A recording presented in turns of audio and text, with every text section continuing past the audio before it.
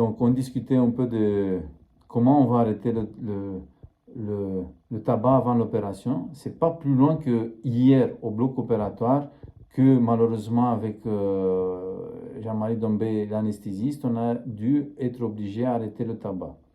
Et donc, et comme j'ai toujours le plaisir de dire que j'apprends des choses de mes patients, j'apprends que l'arrêt de tabac, il a trois dépendances. Il y a trois dépendances dans l'arrêt du tabac.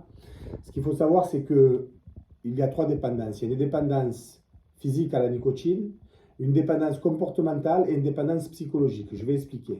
La dépendance physique à la nicotine, c'est ce que la nicotine va vous créer au niveau synaptique dans le cerveau. Donc, c'est une dépendance qui se crée en fumant. Mais on a une dépendance comportementale. Donc, c'est toutes les habitudes qu'on a en fumant, la cigarette après le café, la cigarette après manger, la cigarette avant de se coucher. Ça, c'est une dépendance comportementale. C'est des habitudes. C'est des habitudes. Et après, nous avons une troisième dépendance, c'est une dépendance psychologique. C'est quoi la dépendance psychologique? C'est quand on pense que la cigarette, elle gère le stress. C'est quand on pense que la cigarette, elle gère les émotions, la tristesse par exemple, les émotions basses. C'est aussi les émotions hautes, les soirées, les émotions positives. Et aussi que la cigarette est une récompense. J'ai passé ma dure journée de travail, j'ai le droit de fumer. Donc tout ça, c'est des illusions qui ont été données par l'industrie du tabac, à travers le cinéma, à travers toutes ces idées-là. Vous allez regarder un film de guerre, la dernière volonté du gars, c'est quoi? C'est de fumer une cigarette. Dans un film d'amour, quand ils ont fini de faire l'amour, ils fument une cigarette juste après. Dans un film où ils se battent, la dernière chose qu'ils font, c'est de fumer une cigarette. Et quand quelqu'un a eu sa dure journée de travail, quelqu'un d'important à Wall Street, il a son whisky, sa cigarette. Mais ça fait quoi ça? Ça crée des croyances. La cigarette, c'est plus important que la vie. La cigarette, ça prolonge le plaisir. La cigarette, ça gère le stress. Et la cigarette, c'est une récompense. Et ces croyances, c'est très fort. Ces croyances font que aujourd'hui, les patients, 90% des patients qui sont enceintes, qui sont malades, qui doivent faire des opérations, quand ils sont stressés, ils pensent que la cigarette est un médicament contre le stress. Docteur, quand quelqu'un a le stress, est-ce qu'on va lui prescrire de Marlboro le matin, de Marlboro le midi, de Marlboro le soir? Non, on va lui donner des anxiolytiques pour le calmer. Donc voilà pourquoi la cigarette est un monstre à trois têtes. Monstre à trois têtes. Ça me plaît cette expression, monstre à trois têtes. Et comme je le dis toujours, dans mon idéal, j'aimerais avoir des patients qui vont nous aider sur certaines choses parce que, vous voyez, le chirurgien, il ne peut pas faire ça. Non. Des patients qui vont nous aider sur les différents points.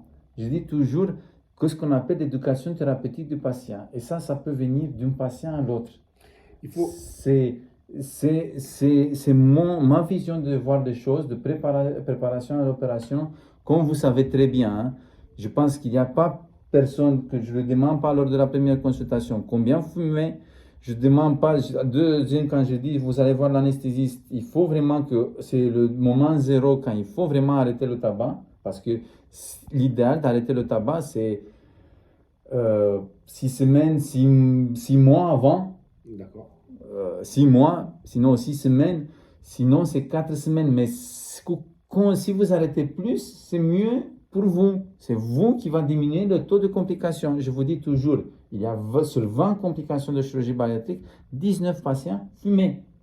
Donc, qu'est-ce qu'on veut de plus? Qu'est-ce que le patient il peut faire pour l'opération? C'est d'arrêter le tabac. C'est pas simple.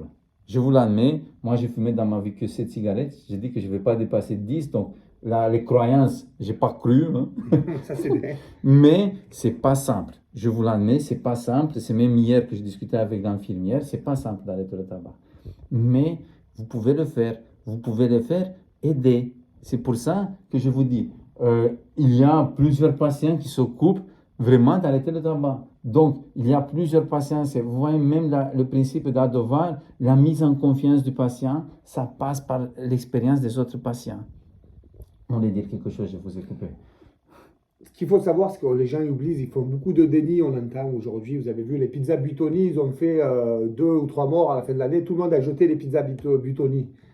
Aujourd'hui, la cigarette, il y a 75 000 morts par an en France, 8 millions dans le monde. Ça fait que toutes les 7 secondes, nous avons un mort. C'est pire qu'une guerre mondiale.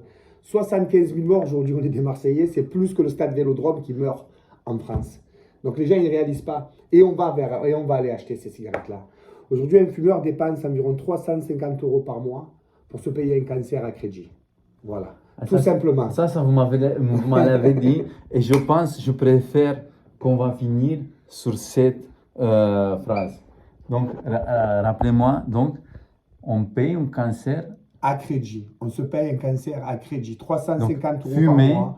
fumer, c'est payer. Fumer, si je veux le marquer même en écrit, fumer, c'est égal payer un cancer à crédit. Tout simplement. Tout simplement. Tout simplement. Voilà. Bon, on va finir ici. Bon, on vous souhaite une très bonne journée. Bonne journée.